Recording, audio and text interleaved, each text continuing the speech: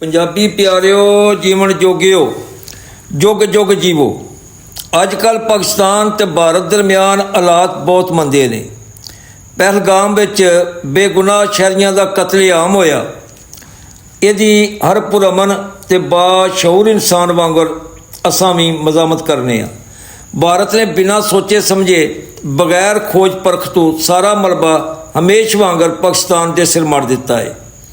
ਇੰਜ ਜਾਪਦਾ ਹੈ ਮੋਦੀ ਸਰਕਾਰ ਨੇ ਆਪਣੇ ਅੰਦਰੂਨੀ ਖਲਫਸ਼ਾਰ ਤੇ ਮਸਲਿਆਂ ਤੋਂ ਤਵੱਜਾ ਹਟਾਉਣ ਲਈ ਇਹ ਟੋਪੀ ਡਰਾਮਾ ਕੀਤਾ ਹੈ।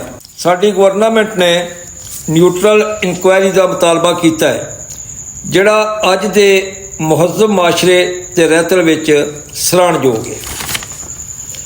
ਜਿਸ ਤਰ੍ਹਾਂ ਇਸ ਵਾਕਿਆ 'ਤੇ ਇਨਕੁਆਇਰੀ ਬਿਨਾਂ ਸਿੰਤਾਸ ਮਾਇਦਾ ਮੁਅੱਤਲ ਕੀਤਾ ਗਿਆ, ਇੱਥੋਂ ਲੱਗਦਾ ਹੈ ਇਹ ਪਹਿਲੇ ਤੋਂ ਸੋਚੀ ਸਮਝੀ ਸਾਜ਼ਿਸ਼ ਹੈ।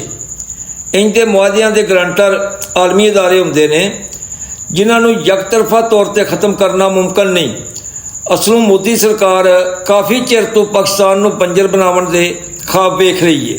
ਸਾਨੂੰ ਲੱਗਦਾ ਹੈ ਇਸੋ ਨਾਪਾਕ ਖਹਿਸ਼ ਨੂੰ ਅਮਲੀ ਜਾਮਾ ਪਵਾਉਣ ਲਈ ਇਹ ਸ਼ੋਧੀ ਨੀਚ ਤੇ ਘਟੀਆ ਕੋਸ਼ਿਸ਼ ਕੀਤੀ ਗਈ ਹੈ। ਫਰਜ਼ ਕਰੋ ਮੋਦੀ ਸਰਕਾਰ ਆਪਣੀ ਇਸ ਫੋਕੀ ਧਮਕੀ 'ਤੇ ਥੋੜ੍ਹਾ ਬਹੁਤ ਅਮਲ ਕਰ ਵੀ ਲੈਂਦੀ ਹੈ ਤੇ ਇਸ ਦਾ ਪੂਰੇ ਦੇਸ਼ ਦੇ ਨਾਲ ਨਾਲ ਸਭ ਤੋਂ ਜ਼ਿਆਦਾ ਨੁਕਸਾਨ ਪੰਜਾਬ ਨੂੰ ਹੋਣਾ ਹੈ, ਜਿੱਥੇ ਪਹਿਲੇ ਹੀ ਪਾਣੀ ਦੀ ਘਾਟ ਹੈ। ਪੰਜਾਬ ਦੀ ਲਗਭਗ 70% ਆਬਾਦੀ ਕਿਸੇ ਨਾ ਕਿਸੇ ਤਰੀਕੇ ਜ਼ਰਾਅਤ ਨਾਲ ਮੁੰਸਲਿਕ ਹੈ ਤੇ ਪੂਰੇ ਖਿੱਤੇ ਨੂੰ ਅਜਨਾਸ ਮੁਹੱਈਆ ਕਰਦੀ ਹੈ।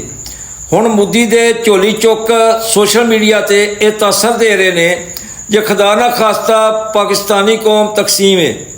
ਸਾਡੇ ਵਿੱਚ ਭਾਵੇਂ ਲੱਖਾਂ ਇਖਤਲਾਫ ਹੋਣ, ਗਿਲੇ ਸ਼ਿਕਵੇ ਹੋਣ, ਪਰ ਜਿੱਥੇ ਗੱਲ ਸਾਡੇ ਵਤਨ ਤੇ ਧਰਤੀ ਮਾਂ 'ਤੇ ਆਏਗੀ ਉੱਥੇ ਅਸੀਂ ਇੱਕ ਮੁੱਠ ਹਾਂ। ਇਸ ਧਰਤੀ ਦੀ ਖਾਤਰ ਆਪਣੀ ਸ਼ੇਰ ਦਿਲ ਫੌਜ ਦੇ ਨਾਲ ਖਲੋਤੇ ਹਾਂ। ਜੰਗਾਂ ਬਹੁਤੀ ਫੌਜ ਤੇ ਵਧੀਆ ਅਸਲੇ ਨਾਲ ਹੀ ਨਹੀਂ ਲੜੀਆਂ ਤੇ ਜਿੱਤੀਆਂ ਜਾਂਦੀਆਂ। ਇਹਦੇ ਲਈ ਜੋਸ਼, ਜਜ਼ਬੇ ਤੇ ਕੁਵਤੇ ਅਮਾਨੀ ਦੀ ਲੋੜ ਹੁੰਦੀ ਹੈ। ਦੁਨੀਆ ਨੇ ਅਬਾਬੀਲਾ ਹੱਥੋਂ ਹਾਥੀ ਮਰਦੇ ਵੀ ਵੇਖੇ ਨੇ।